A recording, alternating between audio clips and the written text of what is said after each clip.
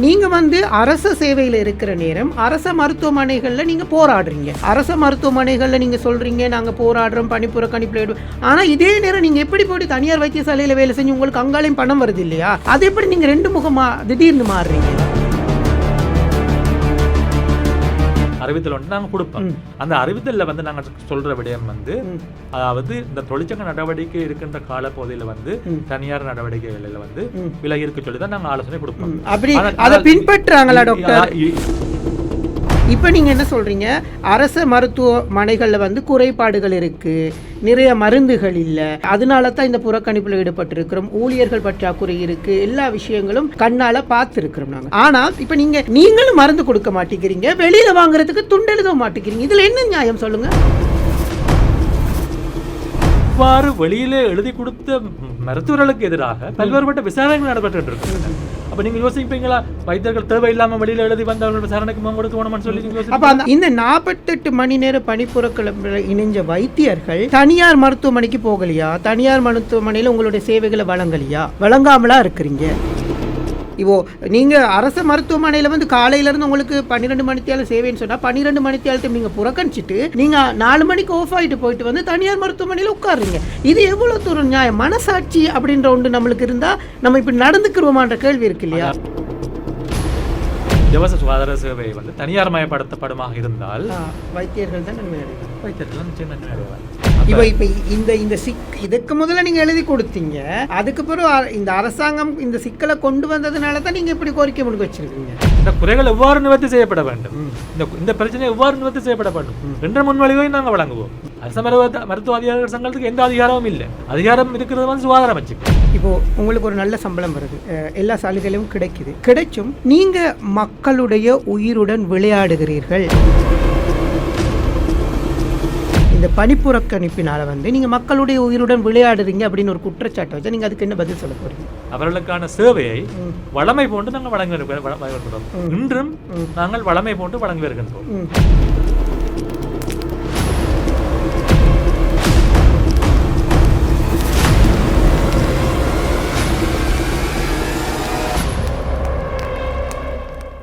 மகுடம் டிவி சொந்தங்களுக்கு வணக்கம். மகுடம் டிவியினுடைய சதுரங்கம் நிகழ்ச்சியினூடாக உங்களை நாங்கள் சந்தித்திருக்கின்றோம். நடப்பு விவகாரங்கள் தொடர்பிலே தொடர்ச்சியாக நாங்கள் பேசிக்கொண்டு இருக்கின்றோம். அது அரசியல் விவகாரங்களாக இருந்தாலும் சரி, அரசியல் அல்லாமல் நாட்டு மக்களினுடைய பிரச்சனைகளாக இருந்தாலும் சரி, யாருடைய பிரச்சனையாக இருந்தாலும் அது தொடர்பிலே அது சார்ந்தவர்கள் அல்லது அந்த பிரச்சனைகள் தொடர்பிலே யாரிடம் தீர்வு கிடைக்கும் அல்லது அந்த பிரச்சனைகள் யாருக்கு என்பது தொடர்பிலே நாங்கள் ஒவ்வொரு நிகழ்ச்சியிலும் கலந்துரையாடுவது வழக்கம். எனவே இன்றைய தினமும் நாங்கள் குறிப்பாக சதுரங்கம் நிகழ்ச்சியிலே எங்களுடைய இந்த நிகழ்ச்சிக்காக இப்பொழுது இருக்கக்கூடிய மிக முக்கியமான ஒரு பிரச்சனை தொடர்பில் பேசுவதற்கு தயாராக இருக்கின்றோம். உங்களுக்கு தெரியும், நாட்டிலே வைத்தியத்துறை எவ்வளவோ பெருமதி வாய்ந்தது. வைத்தியத்துறை என்பது ஒரு வைத்தியரை கடவுளுக்கு சமப்படுத்துவார்கள். ஒரு வைத்தியரை நீங்கள் தான் எங்களுக்கு தெய்வம் என்ற வார்த்தைகள் எல்லாம் பாவனை செய்து அந்த வைத்தியர்களுடைய சேவைகளை கூட மிக மதிக்கக்கூடிய ஒரு காலகட்டத்திலே இன்று மட்டுமல்ல பல ஆதிகாலத்திலிருந்தே வைத்தியர்கள் ஒரு மதிக்கத்தக்கவர்களாக நாங்கள் பார்த்து கொண்டிருக்கின்றோம். எனவே இப்பொழுது நாட்டிலே ஒரு பணிப்புறக்கணிப்பு இடம்பெற்று கொண்டிருக்கிறது. வைத்தியர் அதிகாரிகளுடைய பணிப்புறக்கணிப்பாக இது இருக்கிறது. நாங்கள் அது தொடர்பிலே ஏன், எதற்கு, எவ்வாறு, எப்படி என்கின்ற சில விடயங்களை பேசுவதற்கு தயாராக இருக்கின்றோம். அதற்கு நாங்கள் இன்றைய தினம் அழைத்திருக்கின்றோம் அரச மருத்துவ அதிகாரிகள் சங்கத்தினுடைய நிறைவேற்றுக்குழு உறுப்பினர் வைத்தியர் வாசன் ரத்னசிங்கம் அவர்களை நாங்கள் இன்றைய சதுரங்கம் நிகழ்ச்சிக்காக அழைத்திருக்கின்றோம். வணக்கம் டாக்டர். வணக்கம் செய்கு. வணக்கம் மகுடம் டிவி நேயர்களே. டாக்டர், நான் ஆரம்பத்தில் சொன்ன ஒரு விஷயம் தான், இந்த ஒரு வைத்தியரை கடவுளுக்கு தான், அது சொல்கிற நேரம் கூட மயிர்சில் இருக்கிறது, கடவுளுக்கு தான் நிகராக ஒப்பிடுவாங்க. ஏன்னு சொன்னால் அந்த உயிரை காப்பாற்றுறதும் அந்த மக்களுக்கு ஒரு கடவுளாக தான் வைத்தியர் தெரிவார். இப்படி இருக்கிற நீங்கள் இந்த மாதிரியான ஒரு பணிப்புறக்கணிப்புக்கு காரணம் என்ன? அதாவது செய்கு என்னன்னு சொன்னால், வைத்தியர்களும் இந்த நாட்டினுடைய பிரஜைகள், அதே போன்று அவர்களும் மனிதர்கள் தான். நீங்கள் சொன்ன மாதிரி கடவுளுக்கு ஒப்பாக இருந்தாலும் வைத்தியர்களுக்கும் அவர்களுடைய தனிப்பட்ட பிரச்சனைகள், தனிப்பட்ட வாழ்க்கை, அவர்களுடைய குடும்ப பிரச்சனை, குடும்ப வாழ்க்கை என்று பல்வேறுபட்ட பிரச்சனைகள் காணப்படுகின்றன. ஆகவே இவ்வாறான சவால்களுக்கு மத்தியில்தான் இலங்கையிலே வைத்தியர்களாகிய நாங்கள் இலவச சுகாதார சேவையை மிக உயிர்ப்பாக வைத்திருப்பதற்கும் அதே போன்று நாட்டு மக்களுக்கு சகல மக்களுக்கும் ஒரு சமமானதும் சீரானதும் வினத்திறனமான சுகாதார சேவை வழங்குவதற்கு நாங்கள் உழைத்து கொண்டு வருகின்றோம். ஆகவே இப்படி இருக்கின்ற சூழ்நிலையிலே எங்களுடைய நலன்புரிகள் சம்பந்தமாக வைத்தியர்களுடைய பிரச்சனைகள் சம்பந்தமாக நிச்சயமாக கலந்துரையாடப்பட்டு அவற்றுக்கான தீர்வுகளும் முன்வைக்கப்பட வேண்டும். அவ்வாறு முன்வைக்கப்படாவிட்டால் வைத்தியர்கள் சகலரும் நெருக்கடிக்கு உள்ளாவார்கள். ஆகவே வைத்தியர்களுடைய கோரிக்கைகள் எது என்னவாக இருந்தாலும் ஒரு கலந்துரையாடலின் பிற்பாடு அந்த கலந்துரையாடலுக்கு நாங்கள் அழைத்து அந்த கலந்துரையாடலிலே எவ்வாறான பிரச்சனைகளை தீர்க்க முடியும், அந்த பிரச்சனைகளை எவ்வாறு நாங்கள் படிப்படியாக தீர்க்க முடியும் என்ற போன்ற விடயங்களை தர வேண்டிய பொறுப்பு சுகாதார அமைச்சுக்கு அரசாங்கத்துக்கு இருக்கின்றது. ஆகவே அரசாங்கம் இதற்குரிய சரியான சாதகமான பதில்களை அல்லது சாதகமான விடயங்களை உள்ளடக்கிய கலந்துரையாடல்களை நடாத்த தவறுவார்களாயிருந்தால் நாங்கள் எங்களுடைய கடைசி ஆயுதமாகத்தான் இந்த தொழிற்சங்க நடவடிக்கையை நாங்கள் பயன்படுத்துகின்றோம். இது காலமாக இன்டர்நெட்மெண்ட்டில் அரசு மருத்துவ அதிகாரிகள் சங்கம் உருவாக்கப்பட்டு இவ்வாண்டுடன் 100 ஆண்டுகள் நிறைவு செய்கின்றது. இப்போ எங்களுடைய 100 ஆண்டு காலத்திலே நாங்கள் மக்களுடைய பிரச்சனைகள் சம்பந்தமாக கரிசீலனை கொண்டு மக்களுக்கு இருக்கின்ற அசௌகரியங்களை நாங்கள் விளங்கி கொண்டு தான் எங்களுடைய தொழிற்சங்க நடவடிக்கைகளுக்கு நாங்கள் போகின்றோம். அப்போ அரசாங்கம் என்ற ரீதியில் இது மக்களுக்காக உருவாக்கப்பட்ட அரசாங்கம், மக்களின் பக்கம் நின்று செயல்படுகின்ற அரசாங்கம் என்று சொன்னால் நிச்சயமாக அவர்கள் எங்களுடன் உரிய கலந்துரையாடல்களை தகுந்த முறையில் நடாத்தி அவற்றுக்கான தீர்வுகளை காண வேண்டும். இப்போது 100 வருடங்களாக உங்களுடைய பிரச்சனை தீர்க்கப்படவில்லை அப்படின்னு சொல்கிறீங்களா? உங்களுடைய சங்கத்துக்கு 100 வருடம் ஆகுறதுன்னு சொல்கிறீங்க. இப்போ இந்த 100 வருடமாகவே உங்களுடைய பிரச்சனைகள் தீர்க்கப்படவில்லையா? இல்லை சார், என்னன்னு சொன்னால் 100 வருடமாக நாங்கள் இந்த நாட்டு மக்களுக்காக சேவை செய்து வருகின்றோம். அதே போன்று வைத்தியர்களுடன் நலன்புரிகள் அதே போன்று காலத்துக்கு காலம் வைத்தியர்களுக்கு ஏற்படுகின்ற பிரச்சனைகள் சம்பந்தமாக தொடர்ச்சியாக போராடி வருகின்றோம். ஆகவே காலத்துக்கு காலம் பிரச்சனைகள் வேறுபட்ட விதத்தில் வரும். இப்போ அரச மருத்துவ அதிகாரிகள் சங்கம் என்ற ரீதியில் நாங்கள் எங்களுடைய போராட்டத்தை கைவிட முடியாது. சில வேளைகளில் நாங்கள் மக்களுக்காக போராடுவோம், சில வேளைகளில் நாங்கள் எங்களுடைய அங்கத்தவர்களுக்காக போராடுவோம், சில வேளைக்காக நாட்டுக்காக போராடுவோம். இப்போ நீங்கள் மக்களுக்காக போராடின சில இடங்களை சொல்லுங்க பார்க்கலாம். அதாவது இந்த நாட்டில் இலவச சுகாதார சேவை, இலவச கல்வி சேவை என்பன மிகவும் உயர்ப்பாக இருக்க வேண்டும். அதே போன்று இலவச சுகாதார சேவையானது பாதுகாக்கப்பட வேண்டும் என்ற நோக்கிலே நாங்கள் பல போராட்டங்களை நடத்தியிருக்கிறோம். இல்லை, மக்கள் பக்கம் இருந்து குற்றச்சாட்டுகள் வருது இல்லையா? இப்போ நாங்கள் கடந்த இந்த வாரத்திலேயும் நிறைய குற்றச்சாட்டுகளை வந்து நாங்கள் ஊடகவியலாளர்களை மக்கள்கிட்ட பேசுகிற நேரம் சொல்கிறாங்க. இப்போ நீங்கள் சொல்கிறீங்க நாங்கள் மக்கள் சார்பாக சில விடயங்களுக்கு போராடுறோம் அப்படின்னு சொல்கிறீங்க. அந்த விடயங்கள் என்ன மக்களும் தெரிஞ்சுக்கொள்ளட்டும், எங்களுக்காக தான் இவங்க போராடுறாங்கன்ற விஷயம் மக்களுக்கு தெரிய வேணும் தானே? நிச்சயமாக. இப்போ நீங்கள் பார்த்தீங்கன்னா வைத்தியசாலை தொகுதி சுகாதாரத்துறையில் எடுப்போம் என்று சொன்னால் மக்கள் எதிர்நோக்குகின்ற பல பிரச்சனைகள் இருக்கின்றன. உதாரணத்துக்கு அதாவது மக்களுக்கு இலவச சுகாதார சேவை என்று சொன்னால் அவருக்கு இலவசமாக மருந்துகள் வழங்கப்பட வேண்டும். நீங்க பார்த்தீங்கன்னா இன்றைக்கு வந்து எவ்வளவு மருந்துகள் வந்து மக்கள் வெளியில் வாங்குவதற்கு நிர்பந்திக்கப்படுகின்றார்கள். இது மக்களுக்கு பிரச்சனை இல்லையா? நிச்சயமாக மக்களுக்கு பிரச்சனை. ஆகவே இவ்வாறு வெளியிலே வாங்க வேண்டிய மருந்துகளை வைத்தியசாலையினுடைய பகுதியிலே அதாவது இலவச சுகாதாரத்துறையில உள்ளடக்க வேண்டிய பொறுப்பு யாருக்கு இருக்கிறது? சுகாதார அமைச்சுக்கு இருக்கிறது. அப்ப சுகாதார துறையில் இருக்கின்ற பிரச்சனைகளை அரசாங்கம் உடனடியாக தீர்க்க வேண்டுமாக இருந்தால் நாங்கள் மக்களுக்கு தொடர்ச்சியாக எங்களுடைய சேவை வழங்க முடியும். நீங்க பாத்தீங்கன்னு சொன்னால் நாங்கள் இன்று ஆரம்பிக்கப்பட்ட தொழிற்சங்க நடவடிக்கையில் வந்து நாங்கள் தற்பொழுது வேலை செய்து கொண்டிருக்கிறோம். வேலை நிறுத்த போராட்டத்தில் ஈடுபடவில்லை, வேலை செய்து கொண்டுதான் இருக்கின்றோம். ஆனால் எங்களுக்கு மக்களுக்கு வெளியிலே மருந்துகள்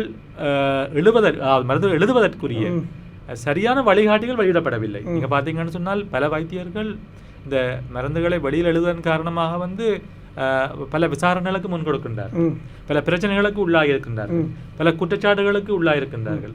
ஆகவே இவ்வாறு சரியான ஒரு சுற்றறிக்கை அல்லது சரியான ஒரு வழிகாட்டி வெளியிடாமல் வைத்தியர்கள் வந்து தன்னிச்சையாக வந்து நாங்கள் மருந்துகளை வெளியில் எழுத முடியாது. ஆகவே இவ்வாறு வெளியில் எழுதுகின்ற மருந்துகள் கூட வந்து பல ஆயிரக்கணக்கான விலையை கொண்டிருக்கின்றது. ஒரு பல அதிகரித்த விலை காணப்படுகின்றது. முக்கியமாக தரம், அதனுடைய தரத்திலேயும் பிரச்சனை இருக்கின்றது. அதை நாங்கள் ஒரு பக்கத்திலே வைத்திருப்போம். ஆனால் மக்களுக்கு அரசு துறையிலே வந்து இலவசமாக விநியோகிக்கப்பட வேண்டிய மருந்துகள் மக்கள் பணம் கொடுத்து வாங்க வேண்டியதா இருக்கின்றது. அப்ப இது வந்து மக்களுக்குரிய பிரச்சனை. அப்ப இதை சீர் செய்ய வேண்டும். இதை சீர் செய்தால் நாங்கள் எங்களுடைய மருந்துகள் வந்து அரசு துறையில அரசு வைத்தியாளர்களை விநியோகிப்போம்.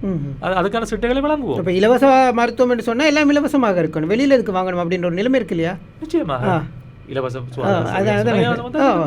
அதான் வெளியில் வாங்க முடியாது அப்படின்னு சொல்கிறோம் நாங்கள். இப்போ நீங்கள் ஆரம்பிச்சிருக்கிற இந்த போராட்டம் மக்களுக்குரியதா இல்லை அரச வைத்திய அதிகாரிகள் சங்கத்தில் இருக்கக்கூடிய அல்லது அரச வைத்தியர்களுக்குரிய போராட்டமா? அதாவது தற்பொழுது நாங்கள் ஆரம்பிக்கின்ற தொழிற்சங்க நடவடிக்கையானது எங்களுடைய பிரச்சனைகளை தீர்ப்பதற்கு அரசாங்கம் சரியான கலந்துரையாடலை, சரியான முன்மொழிவுகளை வைக்க தவறியது. இதிலே நாங்கள் எங்களுடைய கோரிக்கைகளாக நாங்கள் முதல்ல என்ன கோரிக்கைகள் என்று நீங்கள் பார்க்க வேண்டும். எங்களுடைய கோரிக்கைகள் என்று சொன்னால் நாங்கள் குறிப்பிடப்பட்ட விடயம் தற்பொழுது பார்த்தீங்கன்னு சொன்னால் பல்வேறுபட்ட துறைகளுக்கு வந்து பல்வேறுபட்ட சேவைகள் பிரிவுகள் உருவாக்கப்படுகின்றன.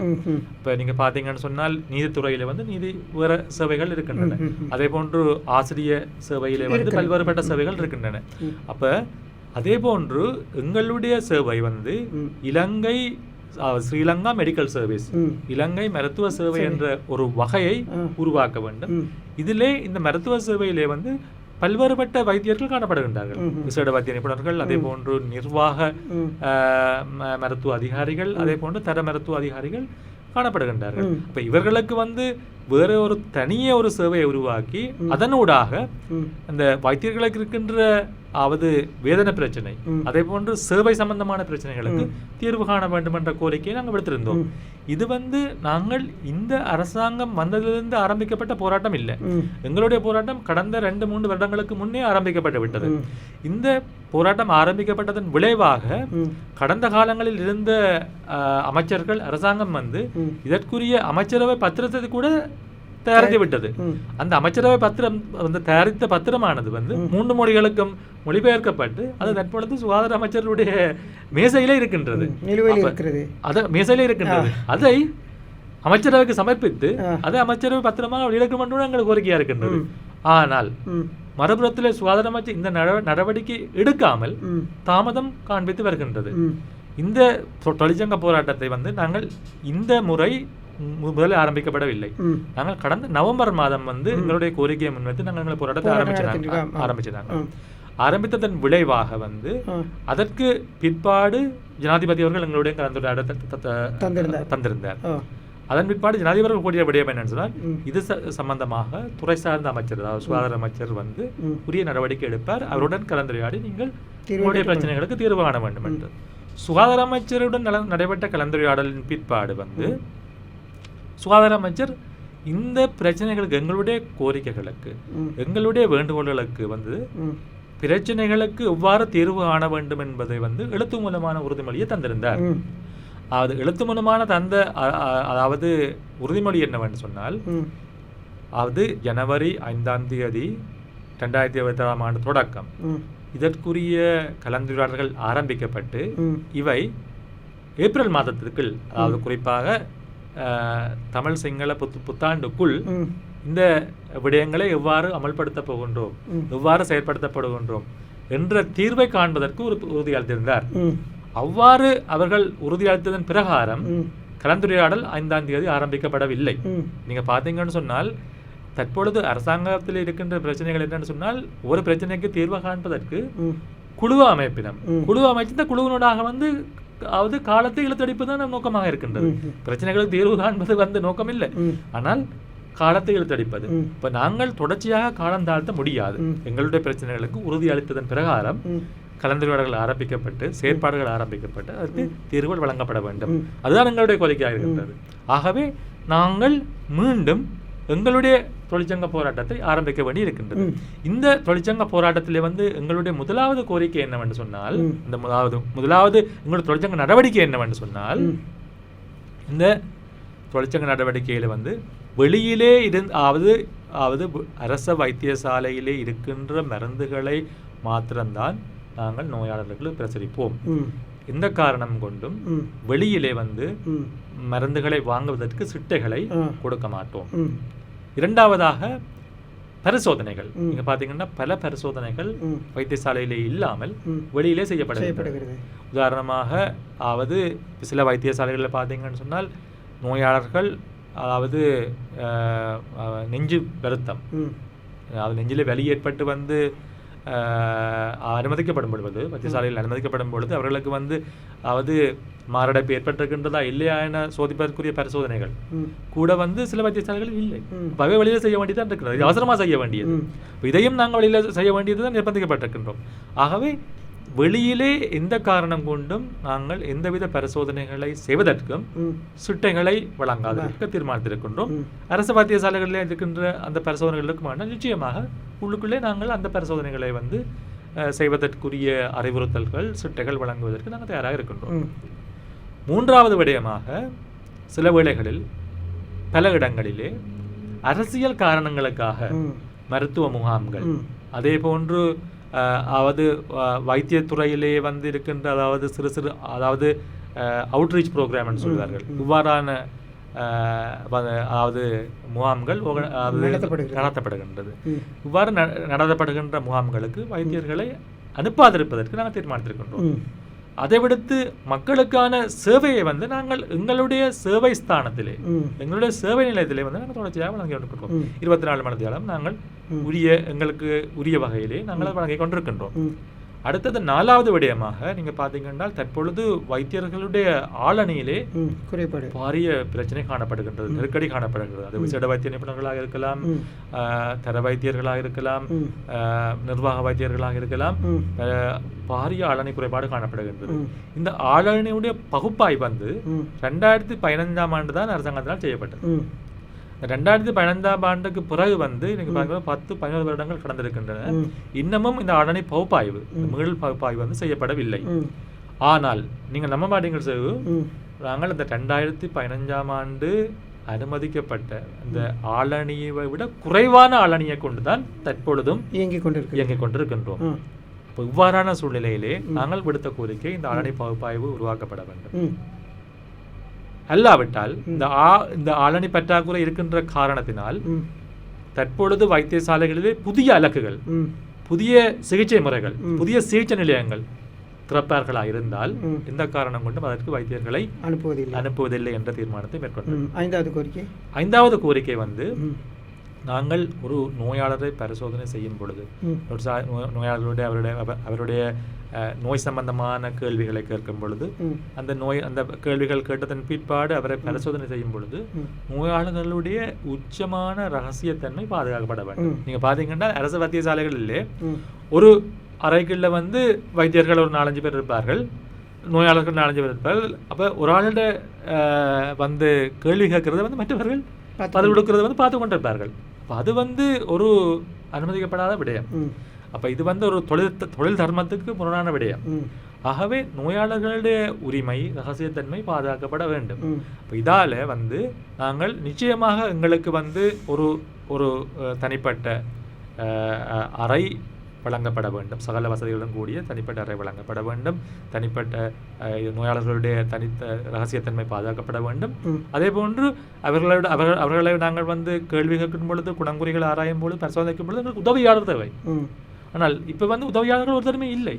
அப்ப இவ்வாறு இருக்கும் பொழுது வந்து நாங்கள் சரியான விதத்திலே வந்து நோயாளர்களுடைய ரகசியத்தன்மை நாங்கள் பாதுகாக்கப்பட முடியாது. ஆகவே அவ்வாறு உதவியாளர்கள் இல்லாவிட்டால் நாங்கள் நோயாளர்களை பரிசீலித்து அவர்களுக்கு தகுந்த சிகிச்சை அளிக்க முடியாது. ஆகவே உதவியாளர் இல்லாமல் நோயாளர்களுக்கு சிகிச்சை வழங்குவதை நாங்கள் நிப்பாட்டியிருக்கிறோம். இப்போ டாக்டர், இப்போ இந்த விஷயங்கள் வந்து உங்களுக்கு சம்பள சிக்கல் எதுவும் இருக்கா?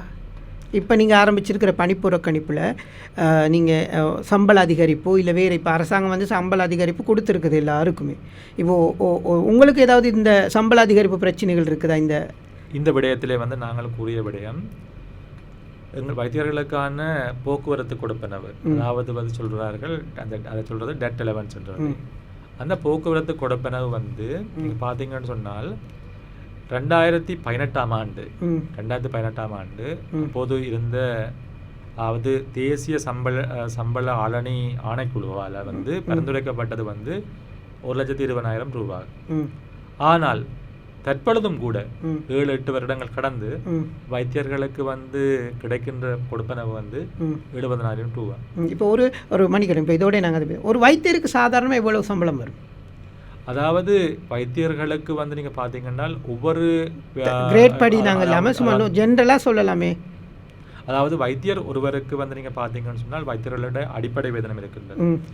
அடிப்படை வேதனத்துடன் வந்து அவர்களுக்கு கிடைக்கின்ற அதாவது அதாவது சலுகைகள் அதாவது இலவன்சஸ் இந்த இலவன்சஸ் வந்து கிடைக்கின்றது. அது வந்து சில வேளைகளில் வந்து போக்குவரத்தாக இருக்கலாம், அல்லது அவர்கள் வந்து அதாவது அங்கே போய் வந்தது அதாவது எமர்ஜென்சி ஒன்று வரும்பொழுது அதாவது அவசர சேவைகள் வரும்பொழுது அங்கே அவர்கள் போவதற்கு அங்கே இருப்பதற்கு பரிசோதிப்பதற்கு அதாவது அவை சேர்ந்து ஒரு 11 தான் டெட் 11 காணப்படுகின்றது. அதெல்லாம் சேர்த்தா மொத்தமாக ஒரு வைத்தியருக்கு எவ்வளவு சம்பளம் வரும் மாதம்? அதாவது நீங்கள் பார்த்தீங்கன்னு சொன்னால் ஒரு வைத்தியர்களுக்கு வந்து அடிப்படை வேதனத்துடன் இந்த அதாவது 11 வந்து நாங்கள் கூட்டும் பொழுது வைத்தியர்கள் வந்து மேலதிக நேர கொடுப்பனவு அல்லாமல் அதாவது குறைந்த தரத்தை கொண்ட ஒருவருக்கு வந்து கிட்டத்தட்ட வந்து 1,80,000 அளவு வேதனம் கிடைக்கின்றது. 2 லட்சம் வச்சுக்கலாம் அன்னளவாக. அதாவது மேலதிக கொடுப்பனவு இல்லாமல் ஏன்னு சொன்னால் இந்த மேலதிக கொடுப்பனவு வந்து எல்லா வைத்தியர்களுக்கும் கிடைப்பது இல்லை. இப்போ அது வந்து நீங்கள் சொல்றீங்க ஒரு தரத்தில் கொஞ்சம் கீழே இருக்கிற டாக்டர் அதாவது மிகவும் அதாவது எங்களிலே அதாவது ஜூனியர் டாக்டர் சொல்லுவாங்க. கனிஷ்ட வைத்தியர் ஒருவர்களுக்கு வந்து 2 லட்சம் கிட்டத்தட்ட 1,80,000 தொடக்கம் 2 லட்சத்துக்கும் அன்னளவான வேதனம் காணப்படும். அப்போ ஒரு சீனியருக்கு வந்து கிட்டத்தட்ட 5 தாண்டுமா? அதாவது வந்து எங்களுடைய சீனியர் என்று பார்க்கும் பொழுது வந்து விசேட வைத்திய நிபுணர்களுக்கு வந்து கிட்டத்தட்ட அவர்களுடைய வேதனத்திலே வந்து மேலதிக நேர கொடுப்பளவு அற்ற ரீதியிலே வந்து அதாவது கிட்டத்தட்ட வந்து அவர்களுக்கு ஒரு 2.5 லட்சத்துக்கும் அதாவது 2,75,000 இடைப்பட்ட 3 லட்சம் வச்சுக்கொள்ளலாம். ஒரு 2 லட்சத்துக்கு 2,75,000 இடைப்பட்ட வேதனமானது வழங்கப்படுகின்றது. ஆனால் இதுல வந்து நீங்கள் மறுபுறம் என்ன நான் சொன்னது வந்து உங்களுக்கு வரி விதிப்பு எல்லாத்தையும் வந்து உள்ளடக்கி அதாவது வரி விதிப்பை கழிக்கும் பொழுது வந்து கிட்டத்தட்ட எங்களுக்கு வந்து வரி விதிப்பில் பார்க்கும் பொழுது வந்து இப்ப இந்த வேதனத்தை தான் கிட்டத்தட்ட வரி விதிப்பானது 30,000-35,000 ரூபா வரியை வந்து நான் மதந்த அரசாங்கம் செலுத்தி கொண்டிருக்கின்றேன். அப்போ அவ்வாறு பார்க்கும் பொழுது பெரும்பாலும் விசேட வைத்திய நிபுணர்கள் எங்களுடைய வந்து சிரேஷ்ட தரத்தில் இருக்கின்ற வைத்தியர்கள் வந்து கிட்டத்தட்ட அவர்களோட 12 மாத வேதனத்திலே வந்து 2 மாத வேதனத்தை வரியாக செலுத்துகிறார்கள். அவர்கள் கிடைக்கிறது வந்து 10 மாதத்துக்குரிய வேதனமாக தான் இருக்கின்றது. ஆகவே இந்த வரி விதிப்பும் ஒரு பாரிய சுமையாக இருக்கின்றது. அப்போ இது பற்றியும் நாங்கள் அரசாங்கத்திலும் தொடர்ச்சியாக நாங்கள் கலந்துரையாடி இருந்தோம். ஆனால் இந்த அரசாங்கம் வந்து இந்த வரி விதிப்பை வந்து சற்று வரி சுமையை வந்து கடந்த காலத்துடன் ஒப்பிடும் பொழுது வந்து கொஞ்சம் குறைத்திருக்கின்றது. ஆனால் இன்னமும் அதாவது மற்றைய வர்த்தகர்களுடன் ஒப்பிடும் பொழுது அல்லது வியாபாரம் செய்வதுடன் ஒப்பிடும் பொழுது வந்து தொழில் வல்லுநர்களுடைய வரி விதிப்பானது நேரடியாக அவர்களுடைய வேதனத்துக்கு தான் அளிக்கப்படுகிறது. அந்த வரி வந்து நேரடியாக ஒரு வேதனத்துக்கு வரிக்கப்படுகின்றது. ஆனால் வர்த்தகர்கள் வியாபாரிகளுக்கு வந்து அவர்களுடைய வரி வந்து அவர்களுடைய அதாவது தேறிய லாபத்துக்கு தான் விதிக்கப்படுகின்றது. இப்போ நீங்கள் பார்த்தீங்கன்னு சொன்னால் நாங்கள் எங்களுடைய போகிறது நாங்கள் அங்கே போய் வந்து நாங்கள் வேலையில் இருக்கும் பொழுது இல்லை வைத்தியர்களுக்கான அந்த வாகன பெர்மிட் விஷயங்களும் இருக்கு இல்லையா? அப்போ அதுகளெல்லாம் வார நேரம் அதாவது வாகன பெர்மிட் விடயங்கள் சம்பந்தமாக நாங்கள் அரசாங்கத்துடன் எங்களுடைய கலந்துரையாடல் நடத்தினோம். ஆனால் அவர்கள் நிச்சயமாக இந்த வருட பகுதியில் அதற்கான கலந்துரையாடல் ஆரம்பிக்கப்பட முடியாது என்று திட்டவட்டமாக தெரிவித்து விட்டார். ஆகவே இப்போ வாகன பத்திரம் அதாவது வாகன அனுமதி பத்திரமானது வந்து வைத்தியர்களுக்கு நிச்சயமாக வழங்கப்பட வேண்டும். என்னென்னு சொன்னால் நீங்கள் பார்த்தீங்கன்னா மற்ற அரசு அதிகாரிகள் உயர் அரசு அதிகாரிகளுக்கு வந்து அரசாங்கமே வந்து அவர்களுக்கு வாகனத்தை வழங்குது, வாகன சாரதியை கொடுக்கின்றது, அதே போன்று அந்த வாகனத்துக்கு அதாவது எரிபொருள் அதாவது எலவன்ஸையும் கொடுக்குது, ஃபியூவல் எலவன்ஸையும் கொடுக்குது. இப்போ இவ்வாறு இருக்கும் பொழுது வைத்தியர்களுக்கு வந்து அதாவது அவர்கள் வாகன அனுமதி பத்திரத்தையும் வந்து கொடுக்காவிட்டால் வைத்தியர்கள் எவ்வாறு அந்த வாகனத்தை வாங்குவது?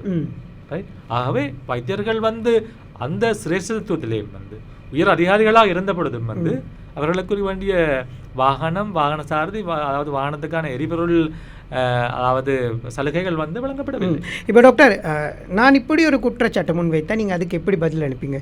இப்போது உங்களுக்கு ஒரு நல்ல சம்பளம் வருது, எல்லா சலுகைகளும் கிடைச்சும் நீங்கள் மக்களுடைய உயிருடன் விளையாடுகிறீர்கள், இந்த பணிப்புறக்கணிப்பினால் வந்து நீங்கள் மக்களுடைய உயிருடன் விளையாடுறீங்க அப்படின்னு ஒரு குற்றச்சாட்டை வச்சா நீங்கள் அதுக்கு என்ன பதில் சொல்ல போகிறீங்க?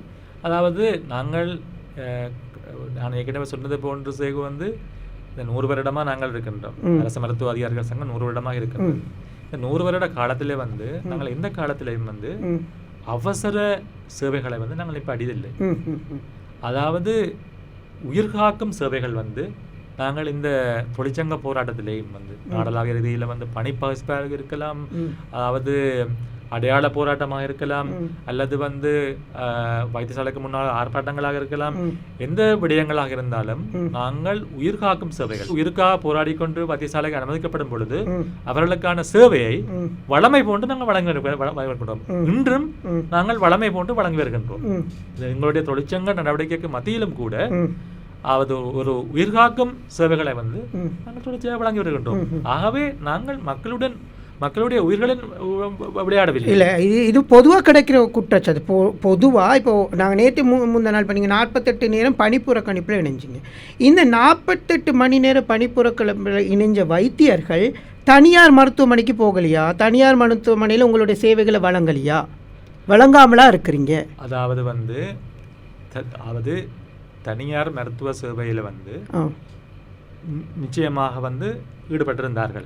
தனியார் இதில் வந்து அப்போ அது என்ன டாக்டர் நியாயம்? இப்போ நீங்கள் வந்து மக்களுக்கு இலவச சுகாதாரத்துக்காக போராடுறீங்கன்னா உங்களுடைய சேவைகளை வந்து தரம் குறைத்தோ அல்லது தரம் தாழ்த்தியோ நான் அது எனக்கு உரிமையே இல்லை.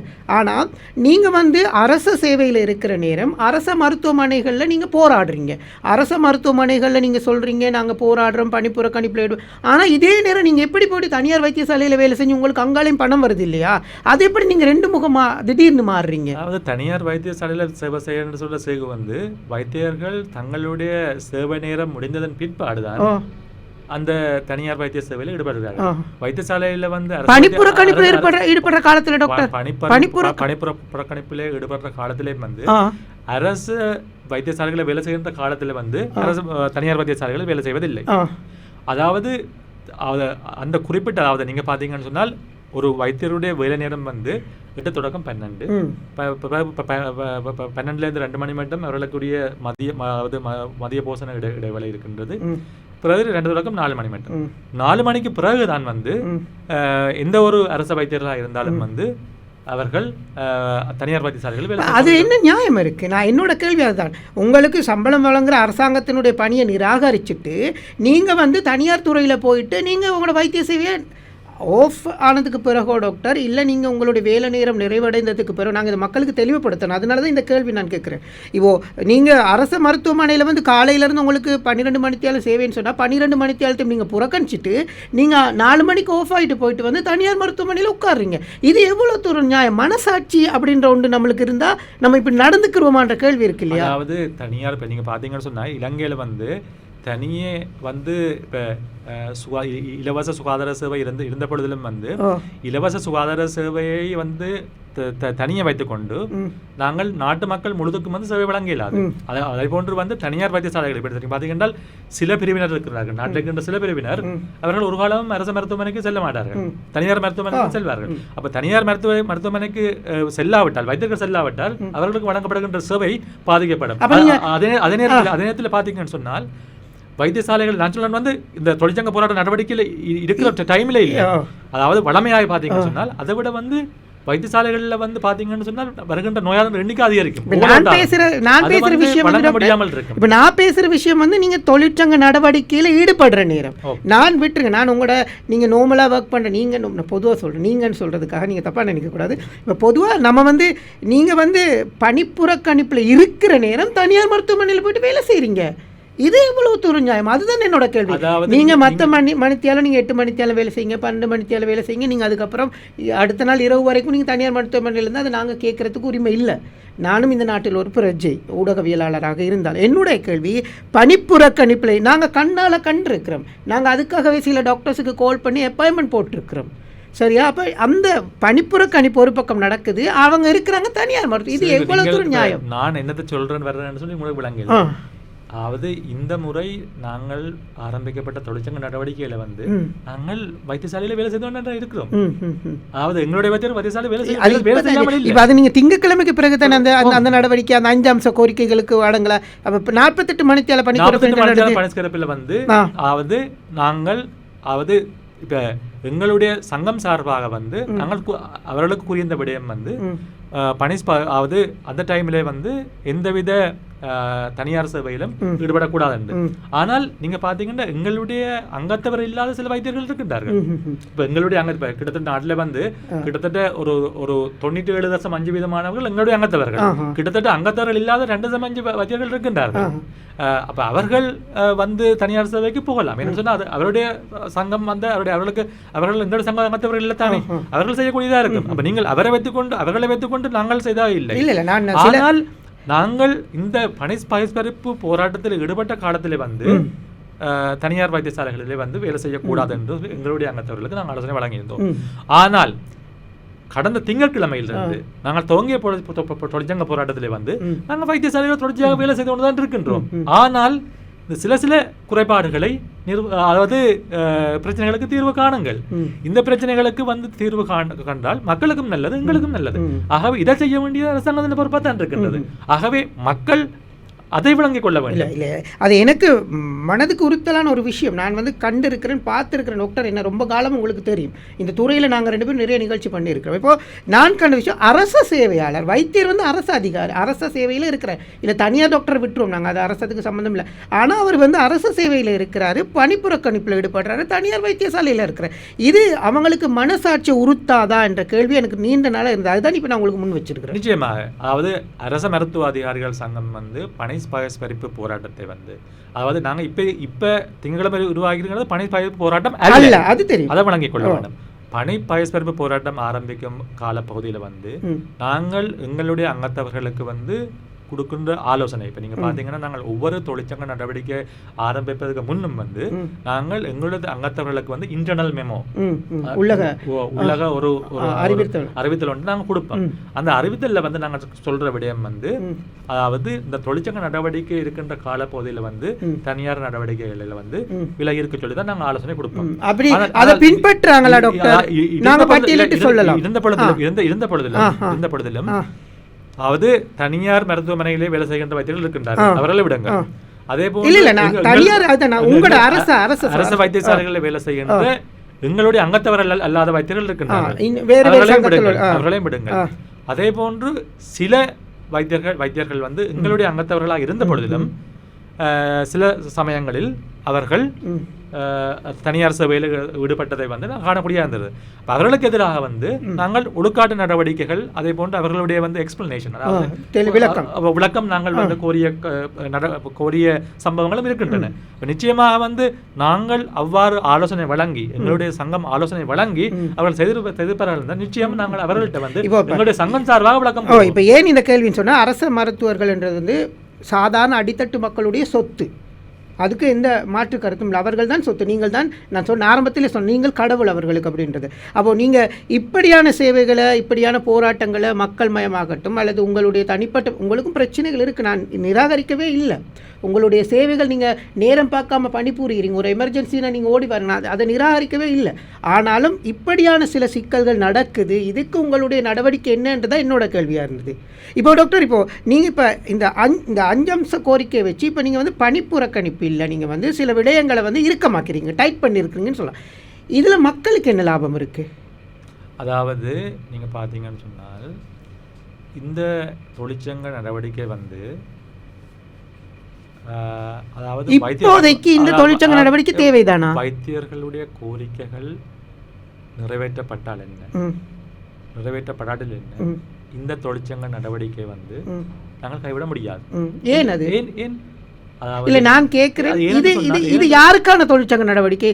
மக்கள் உயிருக்காக போராடிட்டு இருக்காங்க டாக்டர், ஒவ்வொரு நாளும் ஹாஸ்பிட்டல் வராங்க, திட்டிட்டு போறாங்க. இப்போ நீங்க என்ன சொல்றீங்க, அரசு மருத்துவமனைகளில் குறைபாடுகள் இருக்கு, நிறைய மருந்துகள் இல்லை, நாங்கள் அதனால தான் இந்த புறக்கணிப்பில் ஈடுபட்டிருக்கிறோம், ஊழியர்கள் பற்றாக்குறை இருக்கு, எல்லா விஷயங்களும் கண்ணால் பார்த்துருக்குறோம் நாங்கள். ஆனால் இப்போ நீங்களும் மருந்து கொடுக்க மாட்டேங்கிறீங்க, வெளியில் வாங்குறதுக்கு துண்டெழுத மாட்டேங்கிறீங்க, இதில் என்ன நியாயம் சொல்லுங்கள்? நாங்கள் அரசு வைத்தியசாலைகளில் மருந்து கொடுக்க வேணும்னு சொன்னால், அரசு வைத்தியசாலை மருந்து கொடுக்க வேணும்னா மருந்துகளை அரசு வைத்தியசாலை இருக்க வேண்டும். அரசு வைத்தியசாலை மருந்து இருக்க வேணும்னா அது எங்கட பொறுப்பா சேகு? நாட்டு பொறுப்பு, சுகாதார அமைச்சர் பொறுப்பு, சுகாதார அமைச்சர் இல்லை அரசாங்கத்தின் பொறுப்பு. அப்ப அதுக்கு நாங்கள் வைத்தியர்கள் மருந்துகளை தங்கட பணத்துல கொள்வனா செய்து மக்களுக்கு, அதாவது நான் சொல்றேன் என்னண்டா, அதாவது மக்களுக்கு கொடுக்கப்பட வேண்டிய மருந்துகள் அரசு வைத்தியசாலையில் இருக்க வேண்டும். ரைட். நீங்க நியாயமான கோரிக்கை நேற்றுக்கொள்ள ரெண்டாவது கேள்வி கேட்டீங்க, ஏன் நீங்க வெளியில எழுதி கொடுக்க கூடாதுன்னு சொல்லி. வெளியில எழுதி கொடுப்பதற்கு உரிய வழிகாட்டி வெளியிடப்பட வேண்டும். என்னன்னு சொன்னால், இவ்வாறு வெளியில எழுதி கொடுத்த மருத்துவர்களுக்கு எதிராக பல்வேறுபட்ட விசாரணைகள் நடைபெற்று இருக்கின்றன. அப்ப நீங்க யோசிப்பீங்களா, வைத்தியர்கள் தேவையில்லாம வெளியில எழுதி அவர்கள் விசாரணைக்கு முகம் கொடுக்க வேணும்னு சொல்லி நீங்க அப்ப அந்த நோயாளியோட மருந்துக்கு என்ன பண்றது? நாம இப்போ ஒரு அவசரமா, இப்போ நான் மருத்துவம் படித்தில்லை, எனக்கு தெரியும், ஒரு நெஞ்சு வலிக்கு அவர் கட்டாயம் ஒரு டேப்லெட்டை போட்டே ஆகணும் டாக்டர் இன்னைக்கு. இப்போ நீங்க வைத்தியசாலையில் அந்த மருந்து இல்லை, அப்போ நீங்க அதை வெளியில எழுதாட்டி அவருடைய நிலைமை என்ன? அதாவது நீங்க பாத்தீங்கன்னு சொன்னா, அவசரமான உயிர்காக்கும் அது இந்த மருந்துகள் அரசு வைத்தியசாலைகள் இல்லாட்டிலும் கூட, அதாவது நாங்கள் அதற்கான விசேட அனுமதியை பெற்று நாங்கள் அந்த மருந்துகளை கட்டாயம் வழங்க வேணும். நீங்க பாத்தீங்கன்னு சொன்னால், நாங்கள் அதை சொல்றோம், உயிர்காக்கும் மருந்துகள் எல்லாமே நிச்சயமாக அரசு வைத்தியசாலையில் இருக்க வேண்டும். அப்படி இல்லாட்டி சிகிச்சை அளிக்க முடியாது. விளங்குதானே? நான் உங்களை தொடர்ச்சியா சொன்ன விடயம் என்னன்னு சொன்னால், எங்களுடைய 100 வருட காலத்திலே ஈடுபட்ட தொழிற்சங்க நடவடிக்கையில நாங்கள் இந்த காலத்திலேயும் உயிர்காக்கும் சேவையை நாங்கள் புறந்தள்ளவில்லை. மக்கள் 48 மணித்தியாலம் செய்தா என்ன, 72 மணித்தியாலம் செய்தா என்ன, அல்லது வருடக்கணக்கா செய்தால் என்ன, மக்களுடைய உயிருக்கு பிரச்சனையாக வரும் என்று சொன்னால், அல்லது மக்கள் இந்த தங்களுடைய நோயை தீர்ப்பதற்கு அவர்கள் தொடர்ச்சியாக காத்திருந்தால் அவருடைய உயிருக்கு ஆபத்து வரும் என்றால் அந்த சேவையை நாங்கள் ஒரு காலம் புறந்தள்ளவில்லை. அதற்குரிய சிகிச்சைகளை நாங்கள் தொடர்ச்சியாக வழங்கி வருகின்றோம். இப்ப நீங்க பாத்தீங்கன்னா, சில வேளைகளில் நீங்க சொன்னீங்கன்னு சொன்னால், உயிர்காக்கும் சேவையில் இருக்கும் பொழுது எங்களுக்கு தொழில் தர்மத்தில் அதாவது நோயாளியை விசாரிப்பதற்கு, நோயாளியை அவருடைய குணங்குறிகளை அறிவதற்கு, அவரை பரிசோதிப்பதற்கு நாங்கள் எங்களுக்கு உதவியாளர் தேவை. ஆனா அவசர இதுகளில் நாங்கள் உதவியாளர் தேவைன்னு பார்க்க முடியாது. என்னன்னு சொன்னா, சில சேவையை நாங்கள் வழங்க வேண்டும், இல்லாட்டி நோயாளர் உயிர் போய்விடும். அப்ப நாங்கள் அதை செய்ய வேண்டும். அதை நாங்கள் இப்பவும் செய்து கொண்டு தான் இருக்கோம். இப்போ நீங்க ஒரு பணிப்புறக்கணிப்பிலையோ இல்ல பணி பகிஷ்கரிப்பிலையோ இல்ல நீங்க இந்த சேவையை மட்டம் பண்றது ஒரு அளவுக்கு லிமிட்டட் வச்சு செய்யற நேரம் சமூகத்தில் பெரிய பிரச்சனைகள் வருது. இப்போ இந்த கேள்விகள் எல்லாம் நான் ஒரு பொதுமகனாக தான் உங்கள்கிட்ட வைக்கிறேன். சாதாரண ஒரு மகன் ஒருத்தர் மருந்து எடுக்க வராரு, ஓபிடியில் மருந்து கொடுக்கல, டாக்டர் நல்லா திட்டிட்டு போகிறாரு. இது ஒரு வேளை அந்த மக்களுக்கு புரியாமல் இருக்கலாம் டாக்டர். அப்போ அதுக்கான தெளிவு தான் இது இப்போது இந்த ஓபிடியிலையும் மருந்து கொடுக்கறதில்ல அப்படின்ற ஒரு சிஸ்டம் வருது இல்லையா, புறக்கணிக்கிற நேரம். அந்த மாதிரி விஷயங்கள் உங்களால் தளர்வு செய்ய முடியாதா? அந்த மாதிரி விஷயங்களில் அந்த மக்கள், நிறைய இல்லாத மக்கள் தான் ஓபிடிக்கு வராங்க, ரொம்ப கஷ்டப்படுறவங்க தான் வராங்க. அவங்க அடுத்த நாள் அது பல மணித்தியாலங்கள் உட்காந்துட்டு போகிறாங்க. அதை அந்த காணொலியில் பார்க்குற நேரமே கவலையாக இருக்கும். நிறைய பேர் கால் முடியாமல் வராங்க, நடக்க முடியாமல் வர. இது மாதிரியான சேவைகளை நீங்கள் பணிப்புறக்கணிப்பு நடத்துகிறேன், என்னுடைய தனிப்பட்ட கோரிக்கை நான் கேட்குறேன், நீங்கள் விளக்க சொல்லலாம். இது மாதிரி சேவைகளை நடத்துறதுக்கு ஏதாவது ஒரு சிஸ்டம் ஒன்று கொண்டு வரலாம் இல்லை? உங்களுடைய கோரிக்கை நியாயமானது. அதாவது சேகுனா திரும்ப சொல்கிற விடயம் என்னவென்னு சொன்னால், நாங்கள் தொழிற்சங்க நடவடிக்கைக்கு போகிறது எங்களுக்கு கடைசி ஆப்ஷன், லாஸ்ட் ஆப்ஷன். அப்போ இந்த மக்களின் பிரச்சனைகளில் நாங்கள் நிச்சயமாக விளங்கிக் கொள்கிறோம். அதில் எந்தவித இதுவும் இல்லை. அதே போன்று அதிகாரத்தில் இருக்கிறவர்களும் ஆட்சியாளர்களும் மக்களின் பிரச்சனையை விளங்கிக் கொள்ள வேண்டும். கண்டிப்பா. அப்ப நாங்கள் எப்பவும் சொல்லல எங்களோட பிரச்சனைகளுக்கு கலந்துரையாடல் மூலம் தீர்வு காண முடியாதுன்னு நாங்கள் சொல்லல. கலந்துரையாடி நாங்கள் இருதரப்பினரும் கலந்துரையாடி அதற்கு எவ்வளவு காலம் தேவையோ, எவ்வாறு நாங்கள் எங்களுடைய பிரச்சனைக்கு தீர்வு காண போறோம், எந்தெந்த மட்டத்தில் நாங்கள் இந்த பிரச்சனைக்கு தீர்வு காண போறோம் என்றதை கலந்துரையாடி நாங்கள் பிரச்சனைக்கு தீர்வு காணுவோம். அப்போ அந்த தீர்வு காணலை வந்து நீங்கள் செய்யுங்க ஒழுங்கா செய்தால் ஏன் நாங்கள் அதாவது நாங்கள் தொழிற்சங்க நடவடிக்கை செல்ல வேண்டி வருது. இப்போ நாங்கள் எங்களுடைய கடைசி ஆயுதம் அரசாங்கத்துடன் வந்து கலந்துரையாடி சுகாதார அமைச்சருடன் கலந்துரையாடி எந்தவித தீர்வுகளும் அற்ற நிலையில் தான் கடைசி ஆயுதமாக தான் நாங்கள் தொழிற்சங்க நடவடிக்கை செல்றோம். இப்போவும் எடுத்துடன் நாங்கள் தொழிற்சங்க நடவடிக்கை செல்வதில்லை. அதற்கு பிரதான காரணம் நாங்கள் மக்களை பற்றி எப்பொழுதும் சிந்திப்பதான் காரணமாக இருக்கின்றோம். நீங்கள் பார்த்தீங்கன்னா சின்ன சின்ன பிரச்சனைகளுக்கு நாங்கள் தொழிற்சங்க நடவடிக்கை செல்லலாம். நாங்கள் அப்படி செல்லவில்லை. கலந்துரையாடலை நாங்கள் கேட்டு கலந்துரையாடலின் பிற்பாடு கலந்துரையாடல் வந்து வெற்றியளிக்காத காரணத்தினால் அல்லது வெற்றியளிக்காவிட்டால் அரசாங்கம் இழுத்தடிக்கும் என்று சொன்னால் நாங்கள் நிச்சயமாக வந்து நாங்கள் தொழிற்சங்க செல்றோம். அதிலேயும் வந்து மக்களுடைய உயிராக்கும் சேவைகள் அவசர சேவைகள் வளமை போன்று நடைபெற்று வருகின்றது. 24 மதியம் வளமை கொண்டு வருகின்றது. இதிலே அவசரமற்ற அதாவது வந்து நீங்கள் பார்த்தீங்கன்னா ஒரு சத்திர சிகிச்சையை வந்து அந்த சத்திர சிகிச்சையை வந்து திட்டமிட்டு அதன் பிற்பாடு அவருக்கு வந்து ஒரு திகதி கொடுக்கப்பட்டு செய்யப்படுகின்ற சத்திர சிகிச்சை இருக்கின்றன. அதாவது இந்த சத்திர சிகிச்சைக்கு காலம் தாழ்த்தக்கூடிய சந்தர்ப்பம் இருக்கின்றது. அவ்வாறான சத்திர சிகிச்சைகளை நாங்கள் பின்பற்றுறோம். அப்ப அதே நேரத்தில் வந்து அவர்களுடைய உயிர்களுக்கு ஆபத்தாக இருக்கின்ற விடயங்களை வந்து ஆபத்தாக நிலையில் இருக்கின்ற சத்திர சிகிச்சைகள் எல்லாம் வளமை போன்று நடைபெற்றுதான் இருக்கின்றது. அப்ப இதுல வந்து அரசாங்கம் நம் மக்களை பற்றி நாங்கள் விளங்குகின்ற போது மக்களும் அரசாங்கத்தை பற்றியும் விளங்கிக் கொள்ள வேண்டும். இதற்குரிய தீர்வை அரசாங்கம் தான் முன்வைக்க வேணும். அரசாங்கம் முன்வைக்குமாக இருந்தால் நாங்களே மக்களுக்கு நாங்கள் எங்களுடைய தொழிற்சங்க போராட்டத்துக்கு செல்ல வேண்டி வருகின்றது. அப்ப அவர்கள் உரிய தீர்வுகளை உரிய அதிகாரிகள் உரிய ஆட்சியாளர்கள் தகுந்த தீர்வுகளை முன்வைக்காத விளைவுதான் நாங்கள் தொழிற்சங்க. இப்படியான சூழ்நிலையில் டாக்டர் இப்போ சில பிரச்சனைகளுக்கு வந்து உடனடி தீர்வு காணலாம், சில பிரச்சனைகளுக்கு கொஞ்சம் காலம் இல்லை, சில பிரச்சனைகள் நீண்ட காலம் தீர்வுகள் காணலாம். இப்போ இந்த பிரச்சனைக்கு ஏன் நீங்கள் வந்து உடனடி முடிவுகள் எடுக்கிறீங்க, இல்லை தீர்வு காண முடியும்னு நினைக்கிறீங்களா? உடனடி அரசாங்கம் தங்களால் இயலுமன்ற படியாத்தான் எங்களுக்கு உறுதிமொழியை எழுத்து மூலமாக தந்திருக்குன்னு நான் சொல்கிறேன். அப்போ நீங்கள் ஒரு உறுதிமொழியை வந்து எழுத்து மூலமாக தந்துட்டு நீங்கள் செய்யாவிட்டால் நீங்கள் என்ன செய்வீங்க? அதை சொல்லுங்க. அது வாஸ்தவம் தான். அதை சொல்லுங்க. ரைட். அது நாங்கள் அதுக்கான நடவடிக்கைகள் எடுப்போம். நாங்கள் அவே உறுதிமொழியை வந்து வர மட்டும் நாங்கள் தொழிற்சங்க நடவடிக்கை போகலையே. அதாவது கலந்துரையாடலில் வந்து அவை உறுதிமொழியை தந்தவை. அப்போ நாங்கள் கலந்துரையாடலுக்கு போகும்போது தொழிற்சங்க நடவடிக்கை போகவே இல்லையே. அப்போ இப்படி உறுதிமொழியை தந்துட்டு உறுதிமொழியை வந்து மீறுறன்னு சொன்னால் அப்போ அதுக்கு மக்கள் சொல்லட்டும் நாங்கள் என்ன செய்ய வேணும்னு சொல்லி. அப்போ எங்களுக்கும் வந்து நாங்களும் மனிதர்கள் தானே. அப்போ நிச்சயமாக வந்து உறுதிமொழியை அதாவது கடைப்பிடிச்ச நீங்க பார்த்தீங்கன்னா அந்த உறுதிமொழியில் உடனடியாக தீர்வு எந்த தீர்வும் அரசாங்கம் முன்வைக்க இல்லை. அதாவது அந்த 3 மாத காலத்துக்குள்ள கலந்துரையாடித்தான் தொடர்ச்சியான கலந்துரையாடலின் பிற்பாடு.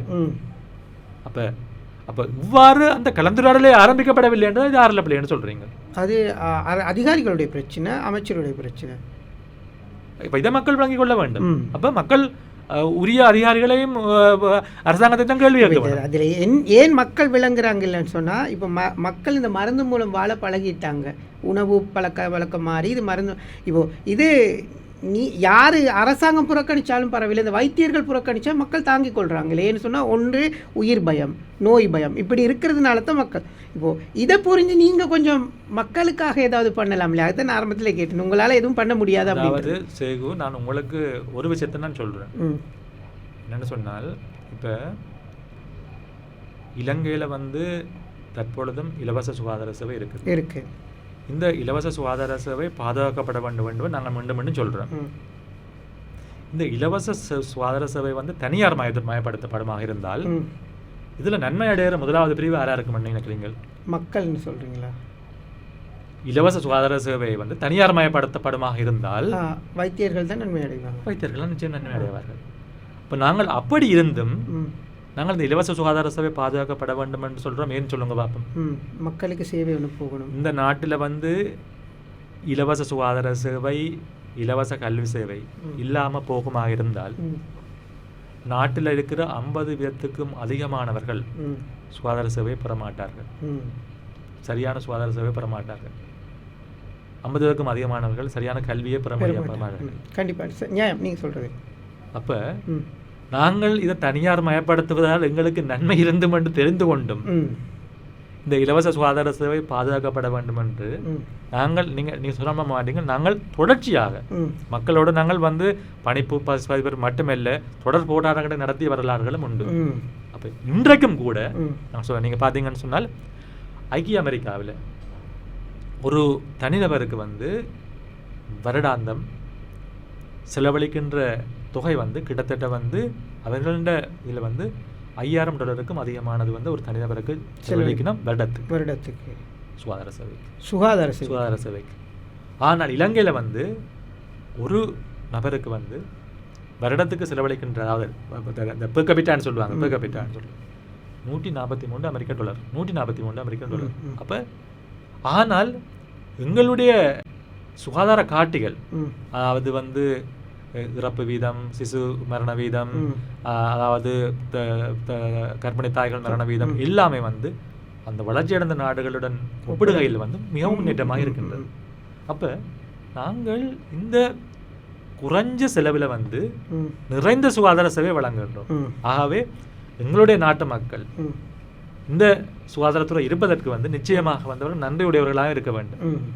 தனியே வேறு நபர்களுடைய அல்லது வந்து இந்த சுகாதார சேவையை சீர்குலைக்கின்ற அமைப்புகளுடைய அல்லது சுகாதார சேவையை சீர்குலைக்கின்ற அதாவது ஒரு ஃபோர்ஸ், அதாவது விசைகளினுடைய தாக்கத்துக்கு உள்ளாகக்கூடாமல் இந்த இலவச சுகாதார சேவையை நாங்கள் தொடர்ச்சியாக பாதுகாக்கப்பட வேண்டும் என்று சொல்லி நானும் கோரிக்கை விடுக்கின்றேன், மக்களுக்கும் சொல்கிறேன். அப்போ நீங்கள் சொன்ன மாதிரி மக்கள் ஒன்றை விளங்கிக் கொள்ள வேண்டும். வைத்தியர்கள் தங்களுடைய தேவைக்கு, தங்களுடைய கோரிக்கைகளுக்கு, தங்களுடைய வாழ்க்கைக்காகத்தான் போராடி கொண்டிருக்கிறார்கள் அல்ல. அவ்வாறு போராடுவர்களாக இருந்தால் இந்த நாட்டில் நாங்கள் தனியார் மருத்துவ சேவையை ஆரம்பிக்கப்படமாக இருந்தால் அதுக்கு நிச்சயமாக நான் அதுக்காக தான் போராடுவேன். என்னன்னு சொன்னால் அதெல்லாம் நன்மை வர்றது வந்து இப்போ வைத்தியர்கள் தான் இருப்பார்கள்.